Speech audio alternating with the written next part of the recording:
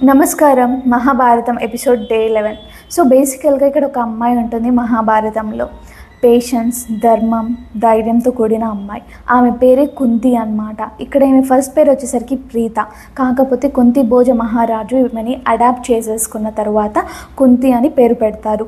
So ఈమెకి పెళ్లి వయసు వచ్చాక పెళ్లి సంబంధాలు చూస్తున్న టైంలో దుర్వాస మహర్షి వచ్చేసరికి ఒక మంత్రాన్ని ఈమెకి ఇస్తాడనమాట. ఆ మంత్రం ఏ దేవుడినైనా కోరుకుని యూస్ చేసినప్పుడు పిల్లలు అనేవాళ్ళు వస్తారనేసి చెప్తారు. ఇది రియలా, ఎక్స్పెరిమెంట్ చేద్దాం అన్న ఒక ఉద్దేశంతో తను సూర్యదేవుడిని పిలిచి ఇలా ఈ మంత్రాన్ని ఉపయోగించినప్పుడు కర్ణ పుడతాడనమాట. కర్ణ పుట్టాక అసలు షాక్లో ఉంటుంది. ఏంటి రియలా, ఇప్పుడు నేను ఎలా పెంచాలి, లేదా అసలు ఇప్పుడు నాకు ఇంకా పెళ్ళి కాలేదు, ప్రజలందరూ ఏమనుకుంటారు, ముందే నాకు పెళ్లి సమయం కూడా దగ్గరకు వస్తుంది, ఏమవుతుందో అనే ఒక భయంతో అక్కడే కర్ణాన్ని వదిలేసి వెళ్ళడం జరుగుతుంది.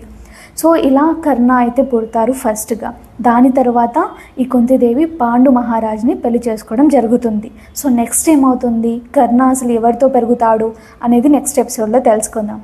Thank you and follow for more details.